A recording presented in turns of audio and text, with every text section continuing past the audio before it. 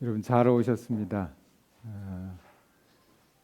세상이 왜 이래, 왜 이렇게 힘들어 라고 하는 그런 주제로 어제부터 우리가 성경을 통하여 이 인생의 힘든 질문들을 풀어가고 있습니다. 오늘 또 우리 전도회를 위하여 참여해 주신 또 분들 계십니다. 너무나 감사하고 우리 홍천 교회에 등록되지 않은 그런 분들이 몇 분 계신데 우리 박수 한번 칠까요? 옆에 계신 분들 바라보면서 박수 한번 네. 감사합니다. 이따가 나가실 때 우리 장로님들께서 뒤에서 선물 하나씩 가져가실 수 있도록 드리겠습니다. 살림의 보탬이 될 겁니다. 이번 전도회 동안에 선물을 많이 사왔는데요. 그 선물은 우리 주정구 장로님께서 협력해 주셔서 다 준비해 주셨습니다. 우리 주정구 장로님에도 감사를 드립니다. 우리가 어제 나눴던 말씀은 이렇게 정리를 했습니다. 마태복음 6장에 나온 이야기를 가지고 세상이 왜 이래 라고 하는 이 힘든 문제의 대답을 저희가 찾고 있었습니다. 정확한 대답은 제가 마지막 토요일 날 드리겠지만 우리의 마음속에 안심이 되는 말씀을 성경에는 이렇게 주셨어요. 아무것도 염려하지 말라. 목숨을 위해서 또 뭘 먹어야 될지, 뭘 입어야 될지, 그리고 어디서 자야 될지, 뭘 하면서 살아야 될지 아무 걱정하지 말라고. 왜냐하면 공중에 나는 새든지 들에 자라나는 풀들이든지 여기저기 뛰노는 곤충이나 동물들이든지 그 어떤 것들보다 저와 여러분은 귀하기 때문이라고요.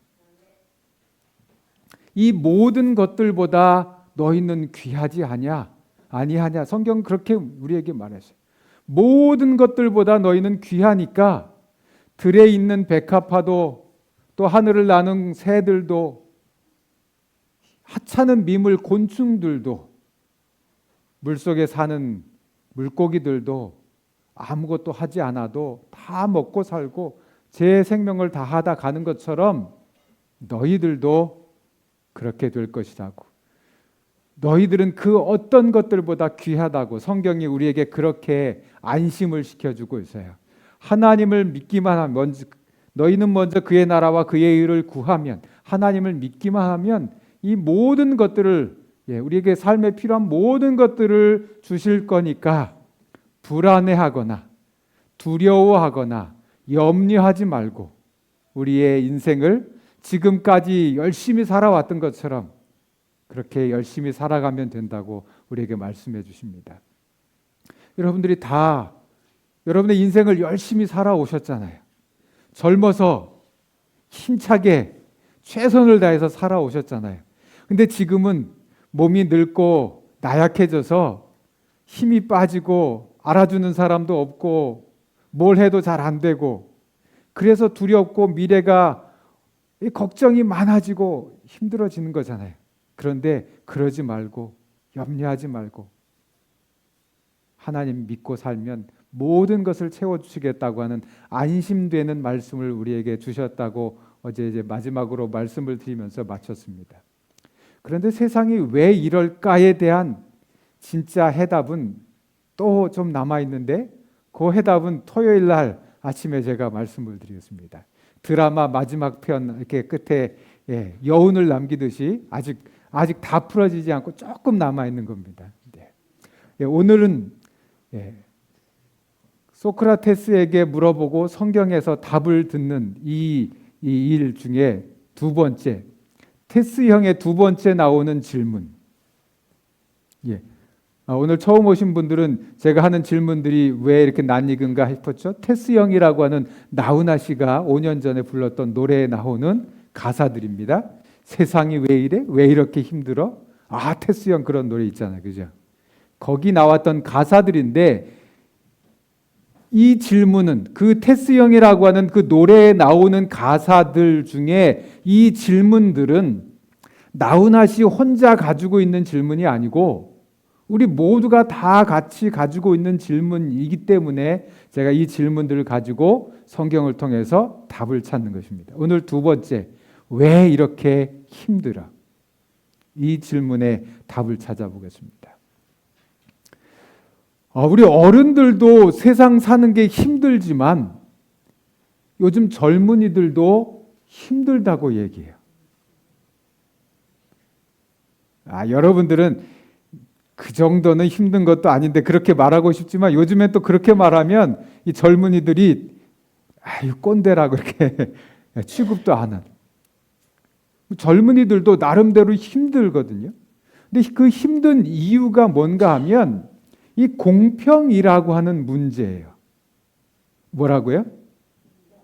공평. 자, 야구 경기를 보고 있는데 이렇게 담장이 없으면 키가 작던 키가 크던 다 볼 수 있잖아요. 누구라도 다 볼 수 있어요. 그런데 현실은 어때요? 담장이 가로막혀 있고 누구는 아주 높은 데 올라가 있고 누구는 겨우겨우 볼 수 있고 누구는 저 밑바닥에 있어서 볼 수가 없고 키도 작은데 밑바닥에 있어서 아예 볼 수가 없어요. 그래서 이 젊은이들이 이 문제를 좀 해결해 달라고요. 나도 야구 경기 보고 싶은데 좀 볼 수 있게 해달라고요. 그래서 똑같이 주면 똑같이 하나씩 주니까 얘는 결국 못 보고 있어요. 그래서 얘 키 큰 애 걸 뺏어다가 이 키 작은 애한테 주니까 다 같이 봤어요. 젊은 사람들은 이런 세상을 꿈꾸는 거예요. 너 많이 가졌으니까 나 적게 가졌으니까 나한테 내놔. 근데 이러면 또 좋은 건가요? 이 사람은 뭔 죄가 있어서 하나 받은 걸 강제로 뺏겨야 될까요? 뭐 이런 문제들이에요. 서로들 공평이라고 하는 것이 도대체 뭘까에 대해서 힘들어하는 거예요. 어떻게 하는 것이 세상을 잘 살게 하는 것인가? 그게 힘든 문제 중에 하나예요. 출발선이 서로 다 다르다는 거예요. 막 똑같이 저 100m 달려가야 하는데 누구는 저 앞에서 달리고 누구는 이 뒤에서 출발하고 이러면 되느냐? 이런 문제인 거죠. 출발선이 다 태어날 때부터 기회가 불공평하다는 거예요. 불평등하다는 거예요. 기회가. 앞에서 시작하는 사람이 있고 저 뒤에서 시작하는 사람이 있다는 거예요. 이건 공평하지 못하다, 세상이. 그럼 출발선을 같이 해놓으면 될까요? 출발선을 같이 하니까 이런 그림을 그리더라고요. 이거 보세요. 출발선은 같은데 하나는 바퀴가 잘 굴러가는 바퀴고 하나는 네모나게 생겨가지고 바퀴가 굴러가질 않는 거예요. 같이 출발해도 누가 더 빨리 가겠어요? 바퀴가 동그랗게 잘 굴러가는 게 잘 가겠죠. 자, 출발선은 같아요.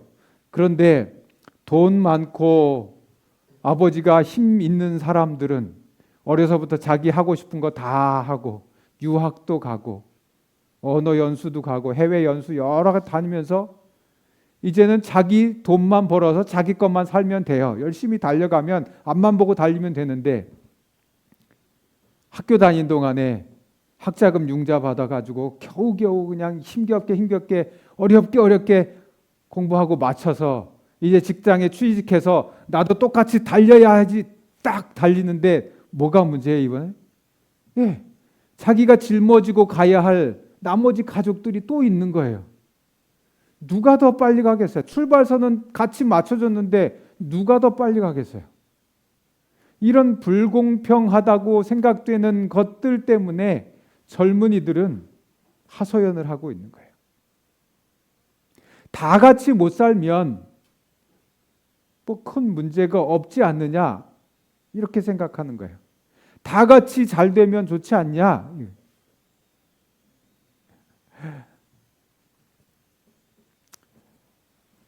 거기다가 결과까지 다른 거예요. 열심히 달려갔는데 돈 많고 이런 사람들은 돈 벌어서 자기 또 많은 돈 가지고 다른 데 투자해 가지고 더 큰 돈을 버는 거예요. 요새 뭐예요? 돈을 번다 그러잖아요. 돈 없는 사람은 하루 벌어서 그냥 겨우겨우 살고 열심히 저축한다고 저축을 해도 맨날 거기서 그 모양인 거죠. 차이가 날 수밖에 없어요. 결과가 이 부라고 하는 것이 극소수에게만 몰려 있다는 거예요. 통계를 보니까 우리나라의 이 상류층 10%가 우리나라 전체 돈의 7, 80%를 가지고 있대요. 그럼 나머지 20, 30%는 누가? 90% 되는 사람들이 20, 30% 가지고 싸우는 거예요. 누가 더 많이 가질까?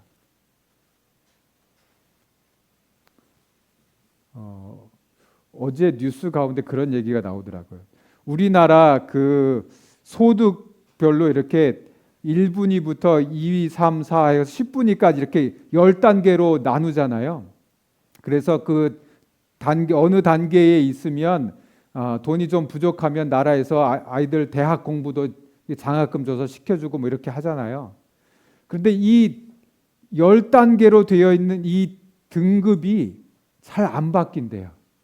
부자는 늘 부자고 이 밑에 가난한 사람들은 늘 가난하고 이게 잘 안 바뀐대요. 그러니까 늘 부자로 살 건지 늘 가난한 사람으로 살 건지 이 결과가 눈에 보듯이 뻔하다는 거예요. 아무리 열심히 살아도 내 삶은 그냥 늘 이렇다는 거예요. 그러니까 힘들다는 거죠. 열심히 살았으면 열심히 산 대가로 내가 처음엔 이 밑에 있었어도 좀 이렇게 높이 올라가야 되는데 이게 안 된다니까 힘들어하는 거예요. 예, 결과적으로 사람들은 기회와 보상이 자기가 생각했던 것과 다른 거예요. 열심히 살아도 원하는 결과가 안 나오니까 세상이 힘들다고 느껴지는 거예요. 자기의 삶이 힘들다고요. 그냥 이 힘든 것만 가지고 그냥 그렇구나 하고 살면 뭐 그런 대로 괜찮은데 또 요즘 젊은이들은 너무나 힘드니까 좀 나약해서 그런지 못 살겠다고. 그리고 극단적인 생각을 해버리는 젊은이들이 많이 있다는 거죠. 그것도 참 문제인 거예요.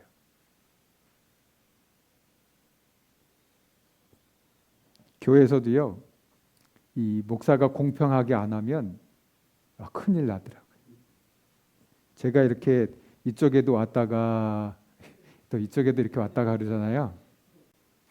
이쪽만 계속 보고 얘기하면 이쪽에 나중에 분들이 왜 우리는 미워하냐고 막 그래요. 여기 와서 2번 얘기하면 또 여기 와서도 2번 얘기하고 이거 공평하게 안 하면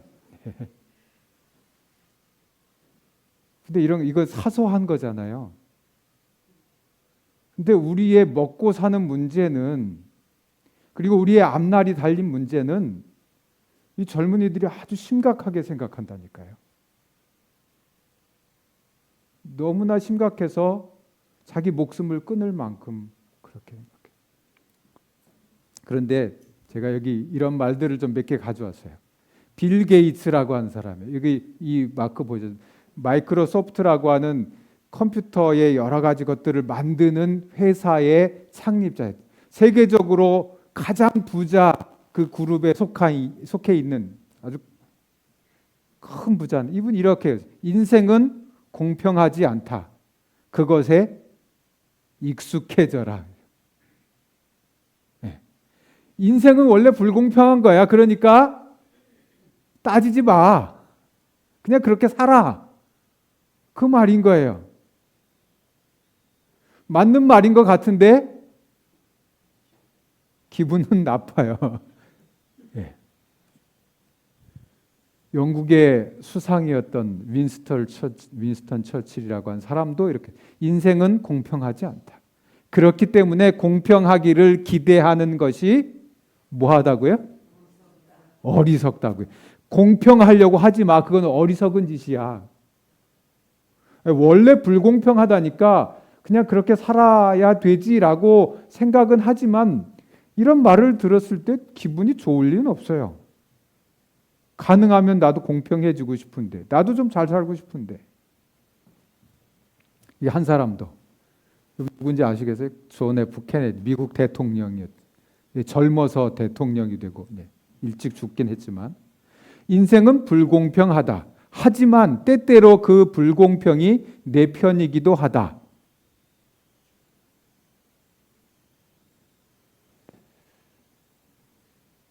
이 사람은요, 자수성가한 사람이 아니에요.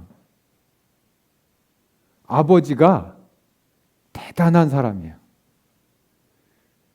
영국 아일랜드라고 하는 동네 출신인데 이 집안이 그 아버지가 미국에 왔는데 미국에 살면서 영국이라고 하는 나라의 대사로 살았어요. 그리고 20살 때 그 아버지가 존 F 케네디의 아버지가 20살 때 은행을 하나 인수해요. 그러니까 은행장이 된 거죠. 20살 때 은행 사업을 하고 영화 사업을 하고 부동산 사업을 하고 떼부자예요. 돈 많고 잘 나가는 정치가 집안의 둘째 아들. 인생은 불공평하다. 때때로 그 불공평이 내 편이기도 하다. 자기가 그러니까 이렇게 말할 수. 그런데 그 불공평한 것 중에 안 좋은 편의 것이 내 거라면 이런 말이 나오겠습니까? 힘든 거예요. 그런데 세상 모든 이 잘 나가는 사람들이 그리고 모든 사람들이 생각하기를 인생은 불공평하다 그렇게 늘 생각하고 있으니까 그렇게 살면 되는데 그러면 우리가 믿는 하나님은 그런 공평하신가? 저는 이게 더 궁금한 거예요. 세상은 그렇다니까 그렇게 치부하더라도 우리가 하나님을 믿는데 하나님을 믿는 사람들이 불공평한 대우를 하나님께 받으면 될까요? 안 될까요? 그런데 성경을 보면 하나님이 때때로 좀 불공평한 것처럼 보이는 장면이 있는 거예요. 아삽이라고 하는 사람이 성경에 나오는데 다윗 왕이라고 하는 아주 이스라엘의 제일 잘 나갔던 왕, 다윗 왕. 그 사람 때 하나님의 성전에서 찬양대장을 하던 오늘 우리 박장로님 앞에 나와서 노래를 지도하던 것처럼 이 사람은 성전에 온 사람들에게 그 노래를 지도하던 그런 사람이었어요. 왕이 임명한 아주 특별한 사람이었어요. 근데 이 사람이 시를 쓰기를 이렇게 썼어요. 나는 거의 넘어질 뻔했어. 나는 미끄러질 뻔했어. 왜냐하면 하나님도 안 믿고 악하게 세상을 살던 사람들이 죽을 때도 고통이 없이 죽고 고난도 없이 살고 재앙도 당하지 않고 생각했던 것보다 더 많이 돈을 벌고 늘 편안하게 살고 재산은 점점 불어나고 하나님이 이러면 안 될 것 같은데 하나님이 다스리는 세상에서 이런 일이 있다니 하나님 불공평한 거 아니야? 그런 마음에 의심이 들었단 말이에요. 그런 의심이 들어가지고 뭐 했다고? 넘어질 뻔했다. 이게 하나님을 의심할 뻔했다고. 내가 하나님을 버리고 내 마음대로 살 뻔했다고. 그런 얘기를 하는 거예요. 그런데 성경에 정말 하나님이 공평하신가 불공평하신가에 대해서 의문이 될 만한 이야기들이 두 가지가 있어요. 예수님이 하신 이야기 중에 마태복음 20장이라고 하는 곳에 이렇게 말씀해요. 여기는 무슨 얘기가 있는가 하면 주인이 포도밭을 이제 하고 있는데 포도밭에 일할 사람들을 데리고 왔어요. 그런데 아침에 6시에 사람들을 데리고 와서 오후에 6시까지 일을 한 12시간을 일한 사람하고 오후 5시에 와서 오후 6시까지 아주 짧게 1시간만 일한 사람 하고 품삯을 주는데 똑같이 주는 거예요. 여러분 공평합니까? 불공평합니까? 왜 똑같이 줬는데 하루 품삯 줬는데 그게 불공평해. 하나님 불공평한 거 아닙니까? 예? 예. 12시간 사람 일한 사람하고 1시간 일한 사람하고 어떻게 똑같이 줍니까? 예. 여기 또 마태복음 25장에도 달란트라고 하는 옛 비유가 있어요. 이야기가 있어요. 한 사람에게는 금 5달란트, 금 5덩어리를 주고, 또 한 사람에게는 금 2덩어리를 주고, 또 한 사람에게는 금 1덩어리를 주고, 그리고 장사해라. 한 덩어리 받은 사람은 기분이 좋을까요? 나도 좀 5개 주지. 나도 5개 주면 좋겠는데. 하나님이 세상이 불공평한 것처럼 하나님도 불공평한 것 같아요. 그런데 성경에는 하나님이 공평한 분이라고 수도 없이 말하고 있어요. 아주 반복해서 자주자주 말하고 있어요. 즐겁게 노래할지니 주는 민족들을 공평하게 심판하시는 분이고 공평하게 나라들을 다스리는 분이다. 또 의와 공평이 그 보좌의 기초다. 하나님은 공평하신 분이야. 하나님은 공평하신 분이야. 늘 계속 성경은 이런 이야기가 참 많아요. 그런데 아까 봤던 두 이야기는 또 불공평한 것 같아요. 뭐가 우리에게 혼돈을 주고 있는 거예요? 뭐가 문제지? 왜 어떤 건 공평한 것 같고 어떻게 한 건 불공평한 것 같고 뭐가 다를까? 그럼 공평이라고 하는 게 뭔가 이 사전에 어느 쪽으로도 치우치지 않고 고른 게 공평한 거다는 거예요. 제가 아까 얘기했죠. 여기도 2번 와서 보고 여기 와서도 2번 보고 공평하게 해. 이런 게 공평. 한쪽으로 여기만 보고 오늘은 여기만 보고 얘기할게 이렇게 하는 게 아니고 이쪽도 보고 이쪽도 양쪽 다 골고루 똑같이 가지고 있는 공평이다 이렇게 말해요. 공평.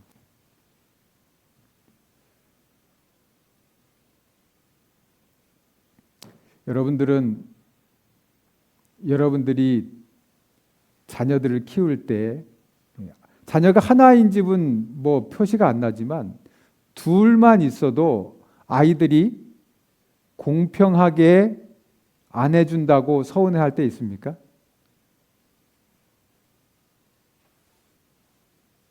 집사님 뭐 하나니까 잘 모르시고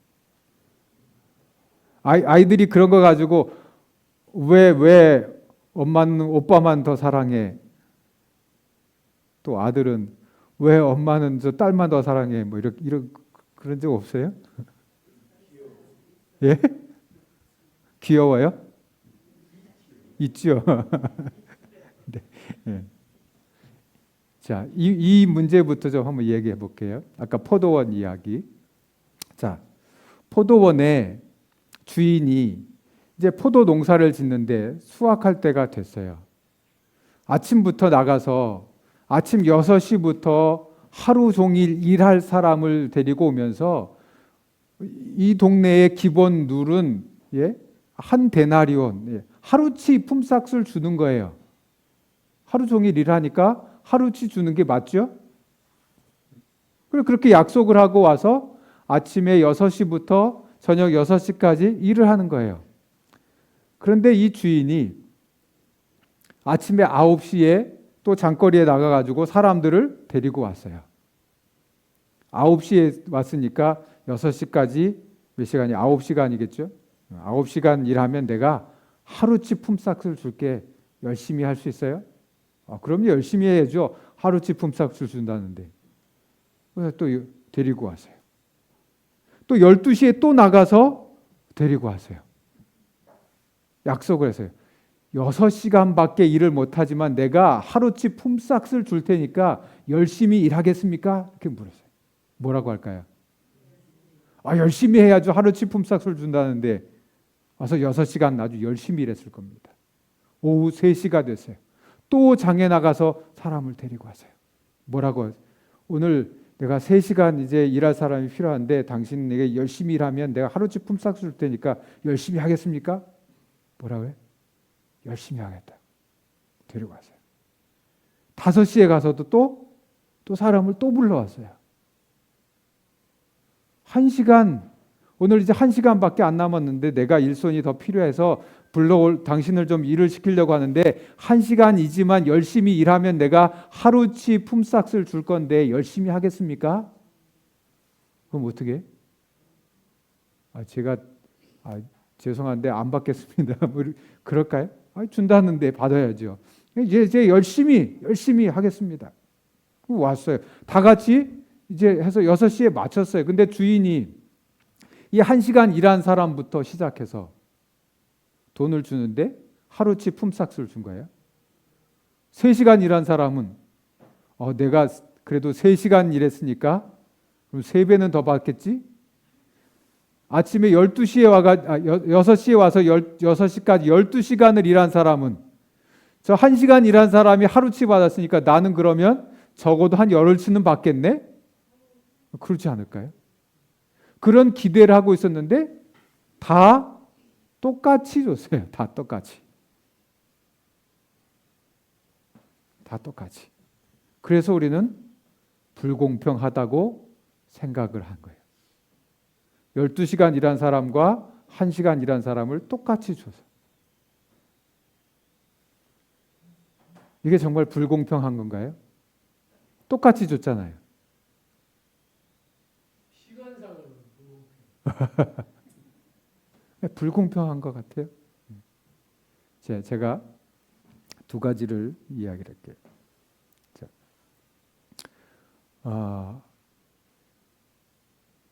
이 이야기는 주인이 얼마나 자비로운 사람인지를 이야기하고 있는 거예요. 은혜를 이야기하는 거예요. 은혜. 이 당시에 하루 품삯은 이걸 받아가지고 뭐 해야 되는 거예요? 내일 살아야 되는 거예요. 그러니까 그 당시에 최저임금이라는 거예요. 하루 일하고 나서 이걸 못 받으면 내일 먹고 사는 게 힘들어지는 거예요. 그래서 주인은 뭐라 그래요? 네가 1시간만 일해도 열심히 하겠냐고. 그래서 이 사람이 1시간만 일했으니까 하루치 품삯을 12개로 나눠서 그 중에 12분의 1만 주는 게 아니고 네가 안 됐으니까 이거 못 받으면 하루치 못 받으면 당신이 못 사니까 당신 가족을 생각해서 내가 더 주는 겁니다. 그거예요. 그거를 왜 다 똑같이 줬냐고. 그렇게 하면 은혜라고 하는 그 말의 의미를 우리가 잘 이해를 못하는 거예요. 이 주인은 자비로운 사람이라서 이 사람이 하루치 임금을 못 받으면 가족들이 못 사는 걸 아니까 그 사람이 1시간 일하지만 열심히 일했을 것을 가정에서 채워주는 거예요. 하나님의 은혜라고 하는 것은 그런 거예요. 세상의 기준으로 보면 불공평할지도 몰라요. 12시간 일한 사람과 1시간 일한 사람을 똑같이 줬으니까 불공평할지 몰라요.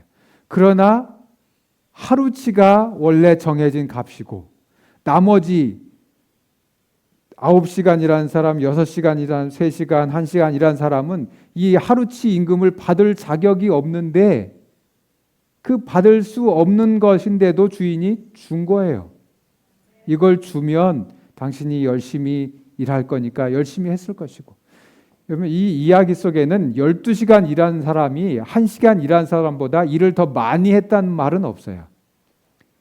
무슨 약속을 했어요? 하루치 품삯을 약속했어요. 이 사람은 하루치 품삯 받을 만큼 일을 했을 겁니다. 1시간 일한 사람도 하루치 품삯을 약속받았어요. 그러니까 하루치 품삯만큼 최선을 다해서 일했을 거예요. 성실한 사람이라면. 일반적인 사람들이라면 그렇게 일하는 게 맞습니다. 농땡이 부리는 사람은 그냥 뭐 옷 갈아입고 나가서 어영부영 걸어다니다 보면 1시간 가겠지 이럴 수도 있겠지만 나를 1시간만 일해도 하루치 품삯을 주겠다고 약속한 이 사람에게 내가 최선을 다하는 게 맞다고 생각하죠. 일반적으로. 아마 그랬을 거예요. 그러니까 모두에게 다 그 일한 만큼 준 거예요. 하루치 품삯을 받을 만큼 열심히 일했을 거니까 그만큼을 주는 거예요. 그래서 이 이야기는 누구에게 다 똑같이 나눠주고 그런 이야기가 아니라 이 주인이 이 1시간 일한 사람한테도 얼마나 자비롭게 대하는지를 말하고 싶은 거예요. 그래서 하나님은 우리가 우리의 삶을 열심히 살고 최선을 다해서 내 인생을 열심히 달려갈 때 조금 모자라는 것도 채워주신다. 그런 말을 하는 거예요. 그러니까 조금 이해가 갔어요. 또 이거. 누군 5개, 2개, 1개 금덩어리를 주세요. 저도 어떻게 생각했는가 하면 나한테도 하나님 재능을 좀 5개 주지 왜 나는 재능이 하나밖에 없어요. 늘 그렇게 생각을 했어요. 저보다 재능이 많은 사람들을 보면서 나도 저 사람처럼 재능이 많았으면 좋았겠다. 그런 생각을 할 때가 참 많았어요. 그런데 이 이야기는 이 달란트라고 하는 이 재능이 맡겨질 때 뭐가 덩달아 같이 따라가는가 하면 책임이라고 하는 게 가요. 여러분 사람들은요 태어날 때 이미 여러 가지 것들이 정해집니다. 부모가 이 뱃속에서 아이를 키울 때부터 그리고 부모의 유전자에 따라서 아이들의 여러 가지가 달라져요. 제 얼굴 제가 결정한 게 아니에요. 이 얼굴이 저도 잘생기고 싶었지만 그냥 이렇게 태어났어요. 네. 그래도 우리 이시돌 집사님이 여기 와가지고 여기 눈썹에다가 여기 뭐 이렇게 하는 걸 해줬어요. 그래가지고 조금 잘생겨졌는데 그건 나중에 고치는 거지만 태어날 때는 제가 원해서 이런 얼굴을 가지고 태어난 게 아닌 거예요. 저도 신성일수처럼 이렇게 멋지게 태어날 수도 있었겠지만 그건 제 마음대로 하는 게 아니에요. 그리고 뭐도 마음대로 잘 안 되는가 하면 내 지능도 마음대로 잘 안 돼요. 이미 많은 것들이 결정돼서 나와요. 태어날 때부터. 그리고 내가 자라는 과정에서 내 부모님들이 내가 원하든 원하지 않든 부모님 밑에서 자라오던 환경이 다 달라요. 사람마다. 그 속에서 달라지는 게 많아요. 그리고 공부할 때 누구는 열심히 하고 누구는 열심히 안 하고 또 누군 머리가 좋아서 조금만 해도 잘 되고 이게 달라지잖아요. 각각 그 재능대로 주는 거예요. 5개를 주면 5개를 관리할 수 있는 사람인지 2개를 주면 2개를 관리할 수 있는 사람인지 그걸 보고 주었다는 이야기예요. 내가 하나를 받았다는 이야기는 하나를 관리할 수 있는 능력이 저한테 있어 보인다는 거예요. 그런데 우리는 자꾸 내가 받은 것만 생각하고 저 사람은 5개고 나는 1개고 이거 자꾸 비교하는 거예요. 그래서 불공평하다고 생각을 하는 거예요. 근데 이 이야기는요. 어떻게 끝나는가 하면 5개 받은 사람이 열심히 일을 해가지고 5개를 더 가져오고 2개 받은 사람도 열심히 일을 해가지고 2개를 더 가져왔어요. 그런데 1개를 받은 사람은 주인이 이거 잊어버리면 이거 내가 손해나면 주인이 나를 가만두지 않을 거야. 그래가지고 이걸 땅을 파고 아주 잘 꼭꼭 숨겨뒀다가 주인이 달라고 하니까 그걸 하나를 딱 들고 왔어요. 그래서 뭐라고 이제 하는가 하면 5개, 2개 받은 사람은 열심히 일해서 뭘 남겨가지고 왔으니까 잘했다고 칭찬받았어요. 근데 그 칭찬이 똑같다고 하는 거예요. 5개를 남겨온 사람, 2개를 남겨온 사람 둘 다 착하다고, 열심히 했다고 그렇게 칭찬받고 끝났어요. 넌 5개 받았으니까 어유 대단한데? 넌 2개 받았으니까 에이 잘하긴 했지만 그저 그러네? 이렇게 안 하고 둘 다 똑같이 잘했다고 칭찬을 받았어요. 그런데 하나만 그대로 들고 온 사람은 야단을 맞았어요. 왜 야단을 맞았을까요? 요거를 감추어 두고 뭐라고 말했는가 하면 내가 생각하기에는 우리 주인은 요거를 내가 만약에 손해를 보고 오면 나를 가만두지 않을 것 같아서 손해가 안 나도록 숨겨놨다가 왔다고. 그때 주인이 뭐라고 했는가 하면 네가 나를 잘못 알았다. 이 주인은 얼마만큼 많이 남겨왔느냐가 중요한 게 아니고 받은 것을 가지고 열심히 살았는가 하는 거예요. 혹시 이 하나 받았던 사람이 열심히 일을 했는데 하나를 잃어버리고 제가 열심히 하긴 했는데 남는 게 없고 아무것도 없어서 그냥 빈손으로 왔습니다. 이랬어도 열심히 했는가 그렇지 않은가. 게으른가 게으르지 않았는가에 대해서 말하고 있는 거예요. 그러니까 원래 5개, 2개, 1개 이렇게 차이가 나게 주어질 때는요. 그 5개든 2개든 1개든 맡은 사람이 그것을 관리할 수 있는 능력이 있는가, 책임감이 그만큼 있는가, 혹은 또 열정이 그만큼 있는가, 또 지혜가 그만큼 있는가, 이런 것들을 다 참고해서 준 거기 때문에 그것은 내가 관여할 문제가 아니에요. 주고 싶은 사람 마음이니까. 그런데 문제는 받은 걸 가지고 얼마만큼 열심히 살았는가가 중요하다는 거예요. 내가 하나를 받았으면 내가 하나를 관리할 수 있는 사람이군. 그래서 그걸 가지고 성실하게 열심히 하는 데까지 하는 거예요. 최선을 다해서 그걸 가지고 사는 거예요. 그게 그래서 10개가 되면 좋고 2개가 돼도 좋고 혹시 열심히 했는데 맨날 본전치기밖에 못하고 그래도 괜찮고 혹시 마이너스가 돼도 괜찮고 그저 자기에게 주어진 일들을 성실하게 해내면 되는 거예요. 제가 아까 그랬잖아요. 저는 1개를 받은 것 같은데 어떤 사람들은 5개씩 가진 것 같고 왜 나는 하나밖에 못 받았을까? 맨날 그 생각을 했다고요. 근데 요즘은 알겠더라고요. 제가 왜 하나밖에 못 가졌는지. 저는 5개를 가지고 있는 사람들이 가지고 있는 그 책임감, 그 정도 책임감은 없는 것 같아요. 그 정도의 열정은 없는 것 같아요. 5개를 받은 사람들은요, 어떻게 일을 하는가 하면 밤에 잠도 안 자고 막 일해요. 하루에 3시간, 4시간 자면서 막 죽어라고 해요. 그렇게 안 하면 자기 걸 지켜나갈 수가 없어서.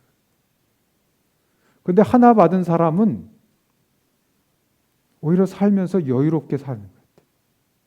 마음이 더 편해요. 조금만 해도 표시가 잘 나요. 저는 요즘에 그래서 재능이 많이 있는 게 결코 좋은 건 아니구나.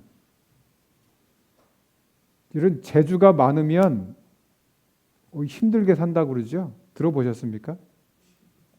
피곤하게 산다고요. 저는 요즘 그걸 알겠어요.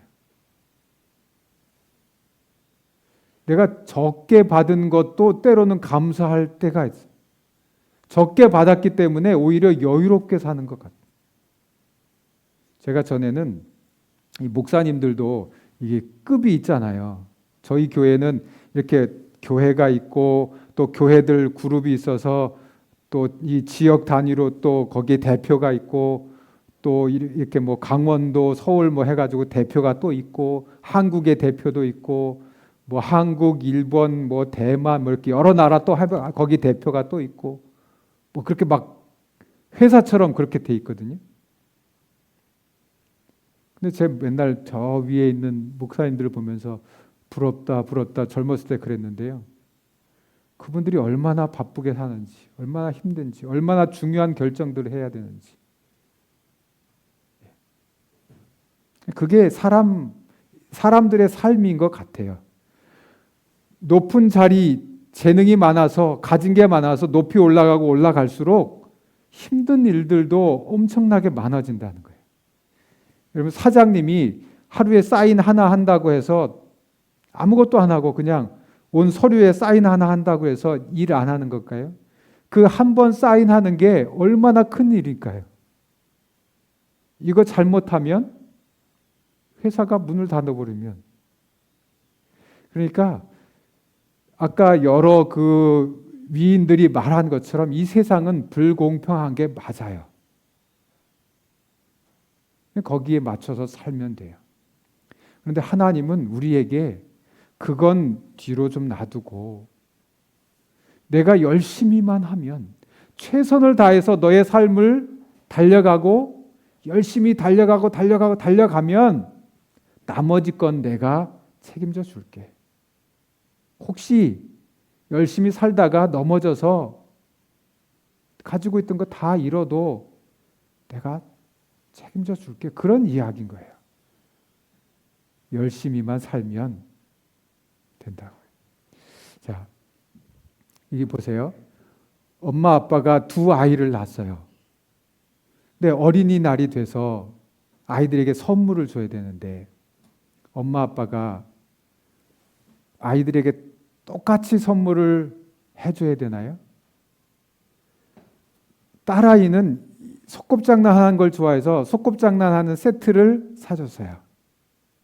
아들은 이 자동차 그 리모컨으로 이렇게 조절하면 자동차가 혼자 막 다니고 그런 걸 좋아해가지고 아들에게는 그걸 사줬어요.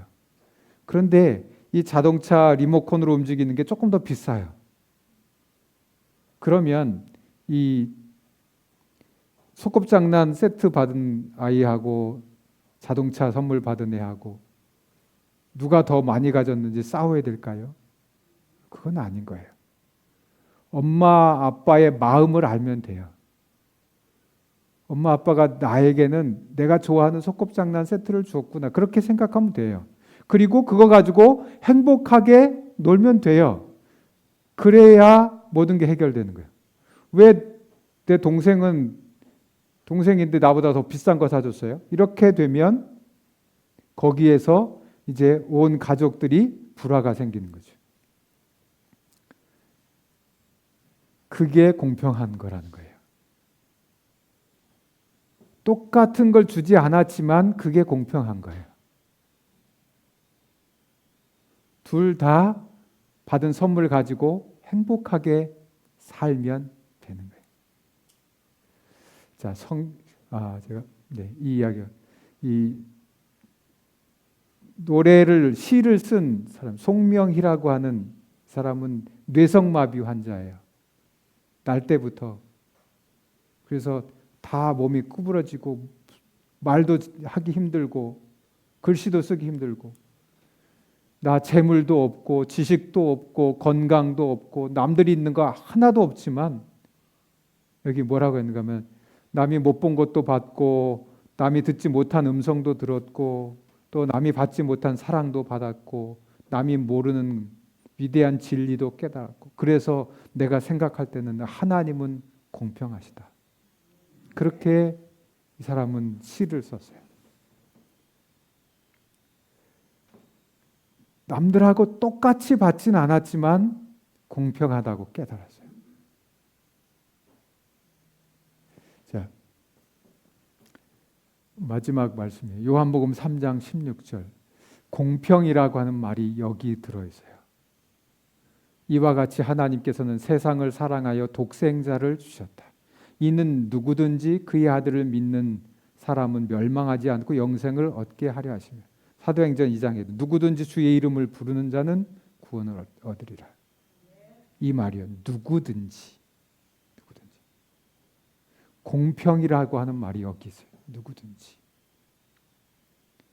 이 세상에 가난하던 부자든, 내가 많이 배웠던 못 배웠던, 내가 가진 게 많던 적던, 잘생겼던 못생겼던, 누구든지 믿기만 하면 구원을 주신다.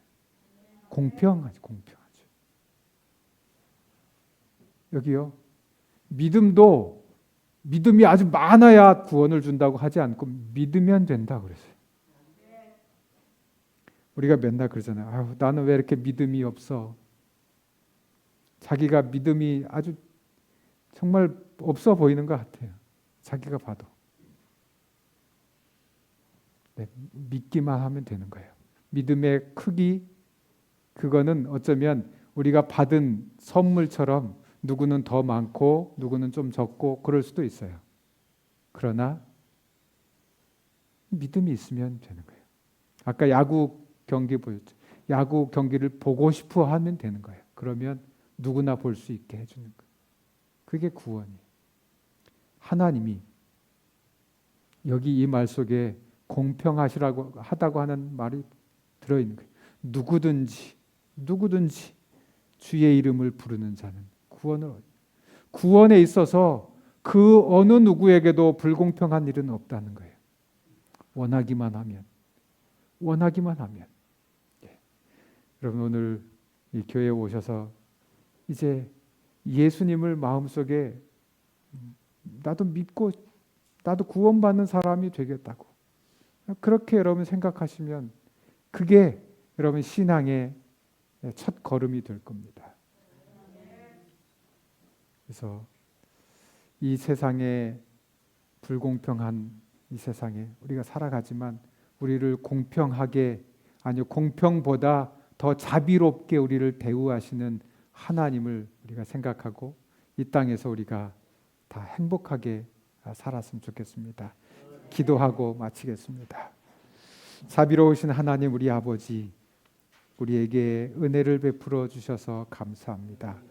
세상은 불공평하고 또 가진 것 많은 사람 우선으로 돌아가지만 그래도 우리가 열심히 지금까지 살아왔고 최선을 다해서 우리의 삶을 살아왔는데 지금 우리가 이룬 것은 이것밖에 없습니다.